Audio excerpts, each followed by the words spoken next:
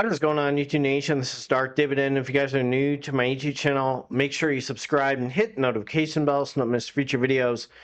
So I'm back doing videos, and I had to do stuff with work. I had to stay later at work. The nice thing is the active income buys the passive income. But the dividend snowball effect is really kicking in right now. So far, and again, the numbers are getting better every month. This is the best month I've ever had. So it's a huge milestone. I am at the mark where I had a goal when I started travel nursing in 2022 to turbocharge my dividend portfolio to get to a point where I can earn more, possibly earn more than I did as a exercise specialist / exercise physiologist before I went into a post-bachelor accelerated nursing program in 2012. And I'm pretty sure I did it. And I'm very excited to reveal to you how much I earned when I'm reinvesting, how much money I put in. I made some changes to this dividend portfolio. There will be some rebuys. So tomorrow I'm going to show you some of the changes I made, some additions. And again, I got rid of Realty Income. I'm going to be rebuying them. I got rid of Arbor Realty Trust. I'll be rebuying them. So there's some serious potential to get this dividend portfolio to really do well and maybe make as much as I made as a registered nurse on my first years as a new graduate nurse. If you're new to this YouTube channel, make sure you subscribe and hit the notification bell so you don't miss future videos. Smash that like button. Let's check out my passive income earned right now. My dividend portfolio started right around, let's see, when I was on vacation in Myrtle Beach. I created a portfolio in 2019 in late June. Then in July, I was in my nurse practitioner school, so I put in a decent amount, 9,403. And then nurse practitioner school year 2 in 2021, while I was working full-time as a registered nurse doing 312s. I put in $11,513.90. Then in 2022, I was still in nurse practitioner school, and right after the summer semester, I think it ended, I want to say August, maybe-ish, early August. I then made a transition to start travel nursing in 2022. And you can see I put up some good numbers, $17,242.11. Then in 2023, I was just doing clinical rotations and doing nurse practitioner school. I put in $35,939.52. Then in 2024, I took a year off with travel nursing. I'm sorry, a year off of taking nurse practitioner boards, pretty much, when I finished in August 2023. If you look at my previous, actually August 4th is when I graduated in 2023. And then I took a year off. So then in 2024, I worked, studied, then I took boards in September-ish. I think it was late September, which I need to renew my CEUs, by the way, by October. And guess what? I paid off all my student loan debt in 2024. So that was a huge milestone. 1, I put a lot of money in. 2, I paid off my student loans.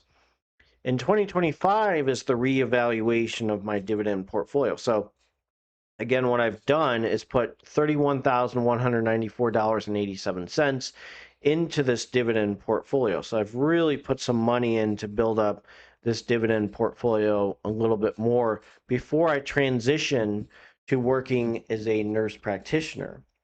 So I'm going to show you how much I earned for the month of June. So starting on June 2nd, I earned $569 with Target. ConocoPhillips, I made $252. Visa, I made 36 cents. That'll go up. Truist Financial Corporation, I made $26.68. Nexstar Media, I made $5.97.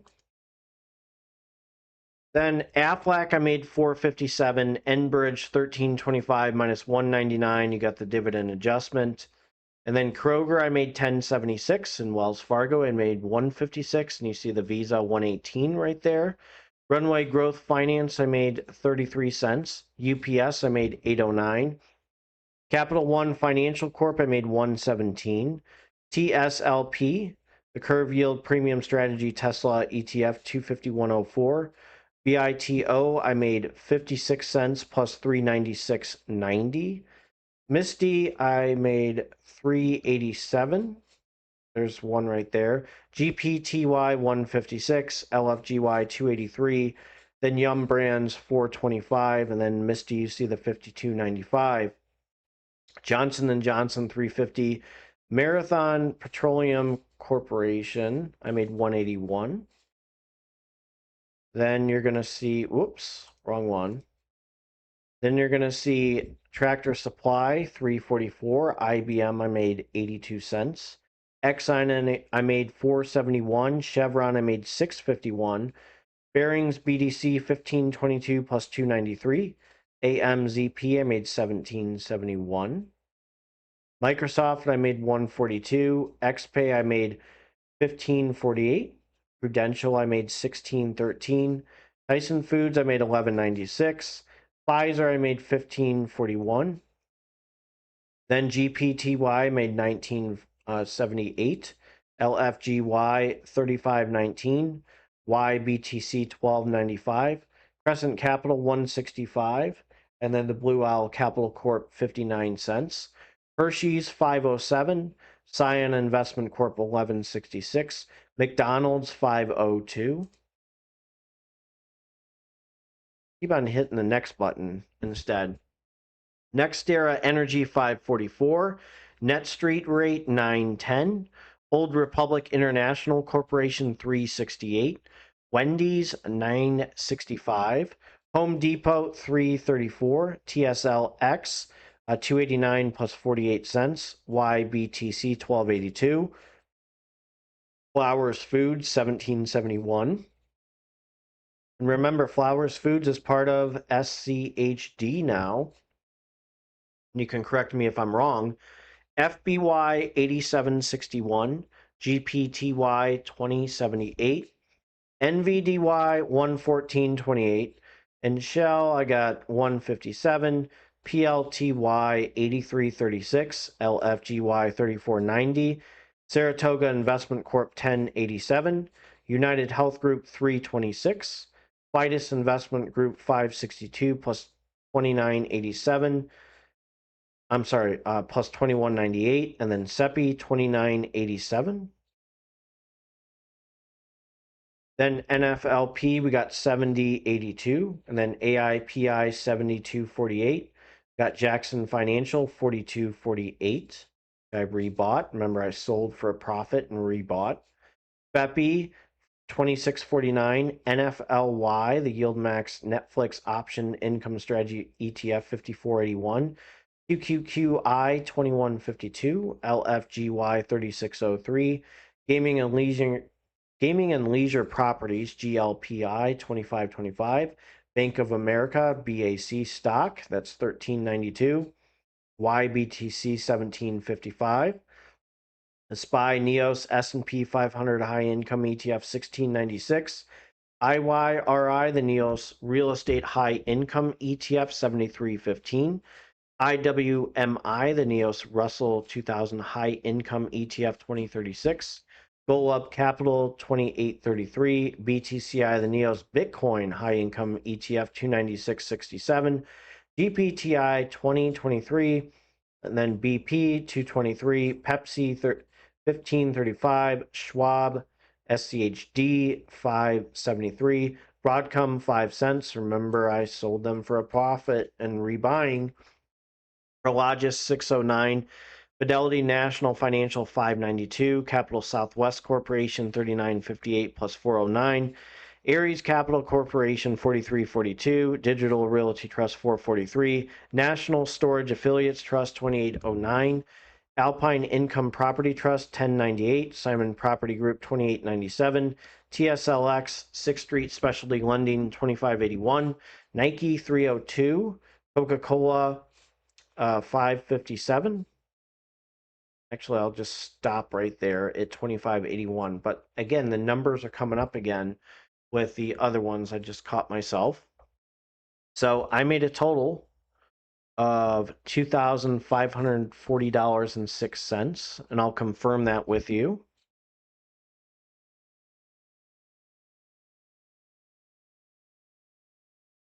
Right here that I made $2,540.06. So look, my estimated income is now hitting the 3,000 mark right now. My total income estimation is 31,107.20. That's not completely guaranteed because of the options income ETFs. I've been paid $11,674.23. My pending income is $955.32. My estimated income right now is $18,477.65. My average monthly income throughout the year, it appears to be $2,592.27. Remember, I made some changes here. I feel a lot better about my changes. Some things I may consider is add some YieldMax ETFs, maybe. I'm waiting on SCHW. I'm waiting on the weekly options income ETFs for Roundhill. And I'm waiting for the Rex Shares ones to come in. Once those come in, I'm going to be buying those each week. The weekly option income ETFs, the good ones, I'm going to be putting money in each week and building that up and building that up and building that up into a powerful weekly distribution to buy dividend growth stocks. So that's really good. So that's part of my strategy with the manifesto, is to try to earn passive income every day. And I like the active income. Yes, I'm making passive income on YouTube. Big deal. Okay. Sure, I'm making money on YouTube and Instagram and X. But the long-term product, you know, all the income I'm earning, I'm just throwing into my dividend portfolio. I don't really want to party and do all that stuff. Do you think I can make a living off of YouTube? Probably not. I mean, it would be great to get to 100,000 subscribers. I'm close to 20,000, but look, I'm just telling you my passive income journey, my passive income story. And again, I have a growth portfolio. Let me show you that. And again, I do have a dividend portfolio and a growth, like an IRA portfolio. I may add a aggressive growth portfolio, okay, just for brokerage, just for the heck of it, see how much I can get my net worth up. I may do that probably in about 2 months. Right now, I have to worry about some Invisalign. That's not going to be cheap. So my retainer broke, and they're like, hey, let's just do this stuff with Invisalign. So I said, okay, let's just do that. It ain't going to be cheap, but hey, single, no kids, future nurse practitioner, and actually, 11 days working. So why not? Actually be making more as a traveler than I was as a nurse practitioner. You're seeing what I'm doing with my growth portfolio. A lot of you guys wanted to see my changes. And again, with NVIDIA, I put a lot of money in NVIDIA. I'll throw in like 1,000 sometimes into my IRA, and then distribute other stuff into Apple, Google, Amazon, Microsoft, Tesla, Meta, Broadcom. So I have Broadcom in my dividend portfolio, and I also have it in my IRA. And I put in Palantir as a wait and see. That one takes a hit, I can sell on my. So an FTEC, it's like a that basically is like a big tech thing. It's an ETF, at Fidelity MSCI Information Technology ETF. It's like VGT, but a little bit cheaper. It does have some Palantir in there. And I added Charles Schwab in there too. I have SPLG as well, the S&P 500. ETF. It's the cheapest one, has the lowest expense ratio at the moment. But I also added Charles Schwab. So I'm going to kind of go over why I have Charles Schwab. I wanted to really touch base with you, almost like a combination with my videos I couldn't do the other day, but I really wanted to emphasize Charles Schwab, and I have it in my dividend portfolio, and I also have it in my IRA. So I really wanted to show you why I've been buying SCHW for the IRA and the dividend portfolio. So we're going to jump to that. And with SCHW, the Charles Schwab Corporation common stock, this is crazy. So in the past 5 years, its returns has beaten SCHG, been up in the past 5 years 173.97%. SCHD was only up 58.73% the past 5 years. This is not including reinvesting dividends. And SCHG is up 127.89%. So very interesting. And it has, if you look at this, 91.48, been beating it, and a dividend yield of 1.18%. But okay, so it's 1.18%. But look, it has beaten SCHG. It has beaten SCHD. So yes, that's my risky growth stock, but it has done incredible as a company. And I want to show you the dividend history as well. So I'm going to start in 2015 with its dividend. Quarterly dividend, SCHW, 6 cents, 2016, 7 cents to 8 cents, 2018, 10 cents to 13 cents, 2019, 17 cents. This is right when I started dividend investing, right around this time. 2020, 18 cents, and it was a little stagnant, pandemic. Then in 2022, 20 cents, then 22 cents. 2023 was 25 cents, a little stagnant. Then it hit 27 cents. But the dividend growth in 5 years, if you look at how it's done, again, 2020, 18 cents to 27 cents, it's at 10.48%. And the number of dividend increases in the last 5 years is 4. Its payout ratio is 30%, which is a good payout ratio. So if you bought one share, you made $1.08 with a 1.18% dividend yield. So I wanted to emphasize why I have SCHW in my dividend portfolio and my growth IRA, or my traditional IRA on M1 Finance. I also have 2 other IRAs as well at the moment. One of them I'm going to kind of merge into one. It's going to be maybe a little bit of an aggressive strategy that I may do, but that's the one that has a lot of SCHG in it. If you watch my previous video, I have over $70,000 worth of SCHG in my IRA, one of my IRAs. And now we're going to jump to E-Trade. So on June 3rd, I made 1974 with Gladstone Investment Corp. BITO 372.97. Remember, with the income that I earn on BITO on E-Trade and M1 Finance, I throw immediately into MSTY. I didn't include Agree Realty Income's 1 cent, by the way. Realty Income, I made 52.26. Remember, I'm going to be rebuying them. Main Street Capital 35.16. EPR Properties 42.20. Gladstone Investment Corp, it looked like a special dividend of 133.97, and Main Street Capital Corp, I made 42.38. So I'm in dividend reinvestment, Gladstone Investment Corp, except BITO. Main Street, I'm in reinvestment, and EPR Properties, I'm in reinvestment as well. So everything's reinvested except BITO. So my total income that I earned was $3,238.74. It's all going to be reinvested either into M1 Finance or my E-Trade dividend stocks like Main Street, Gladstone, and EPR Properties. They're going to be reinvested into each other.